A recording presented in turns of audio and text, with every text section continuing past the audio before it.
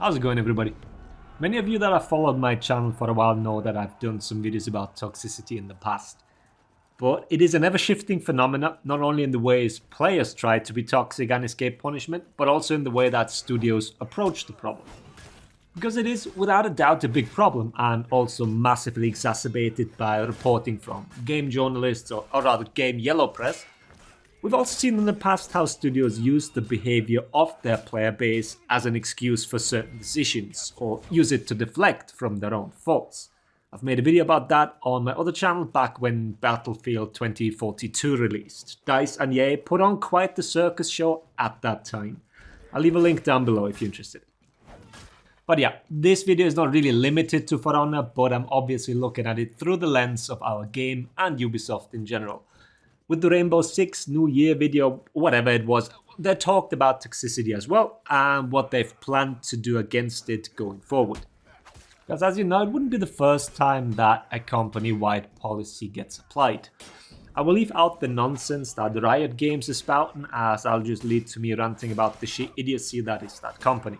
And about any of the other big ones, I have like no idea what EA does, for example. So we'll leave it at that. Alright then, toxicity is a buzzword nowadays, has been for years. A catch-all term to enforce certain policies on the developer side and an excuse for the player base why they behaved in a certain way. If the other guy did something that's toxic in their eyes, they are allowed to react in a certain way. Well, and I guess the third option is if somebody just wants to be a dick. But very rarely are there clear guidelines or rules that could be followed. It's very arbitrary from all sides. Why is one thing allowed but the other isn't, even if both things seem absolutely harmless? Combine this with different types of social backgrounds and economic standing, and you have a labyrinth that nobody can really navigate successfully.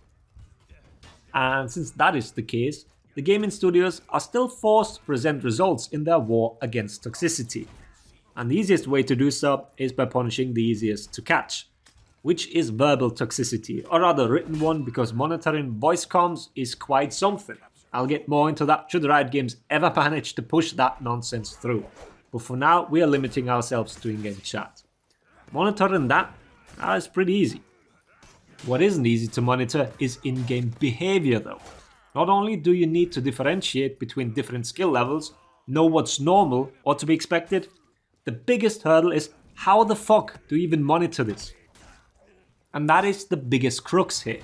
The ease of overseeing the one and the impossibility of overseeing the other. Chat filters and disabling chat completely allows players to somewhat negate problems here. But what the fuck do you do against some bonobo player behaving like exactly that? A monkey.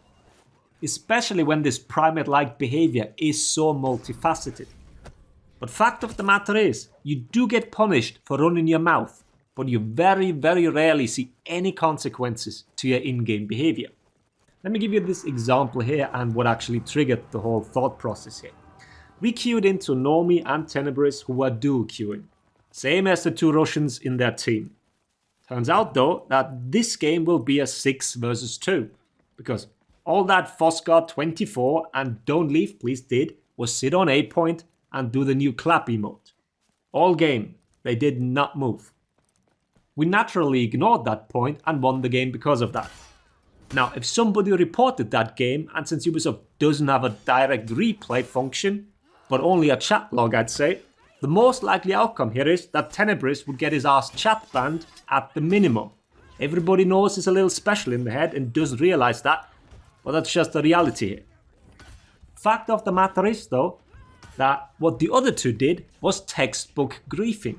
This might make for a le epic funny Reddit post, but in actuality, this is them throwing the match and creating an unfun environment for the other 6 players. We wanted a normal match here, and Normie and Tenebris probably wanted normal teammates and not inbred clowns. But sadly, that wasn't the case here. Will they get punished? I highly doubt it, and even if they do, then the only reason was probably this video here. Point again is that people know.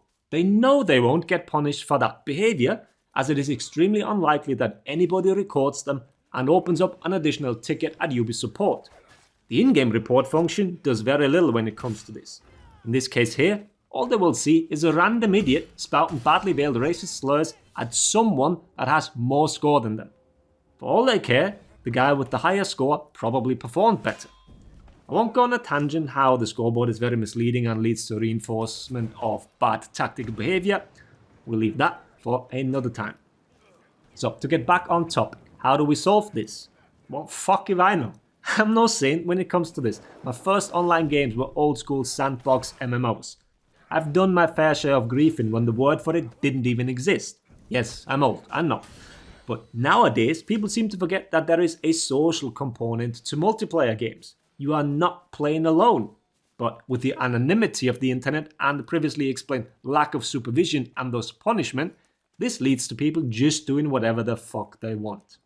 What they would get ostracized for on a ball court, they have no issue doing in an online game.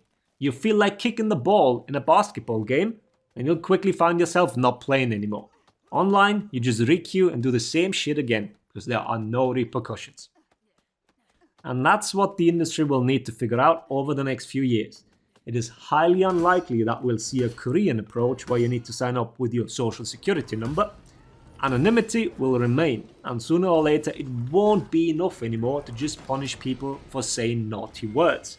People will find ways to be a dick to somebody. They don't need to have access to the chat to do that. So how will they even attempt to fix this? Usually I'm in the camp of, let us educate them. But fuck that here. What am I even supposed to do here? Teach them how to not be an asshole?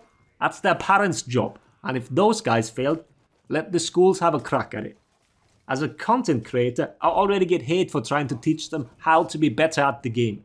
I sure as shit won't try and tell some 15-year-old twat what to say or how to not emote spam some random guy he just killed, because it might hurt the other player's feelings. That's like giving them the playbook on how to be the ultimate bellend. I sure as shit won't wear that shoe, and I'm pretty certain no other content creator would volunteer either. As we've seen over the last few years, this problem won't go away. Quite the opposite. That shit will get worse and worse. New ways of messing with your fellow players will be found, and players will get thinner and thinner skin. There's really not much I can say here. Communities love to call themselves the most toxic of all the games, as if it's some sort of badge of honor. Journalists like to write articles about it as if it's not become standard that someone called another someone a dick. Absolutely unheard of, definitely worth an article and some clickbait headline. Well, let's just end this by saying that we will be able to talk about this for years to come. We are an established game. For Honor gamers have long found out how to push the buttons of others and what annoys certain groups of people. Where the line should be drawn is for the developers to decide. Who they'll try to appease with it, but also for them to decide. It'll be a bumpy ride for sure. Now go out and be a nice gamer for a change. Hope the video was interesting. Thanks for watching. Laters everybody.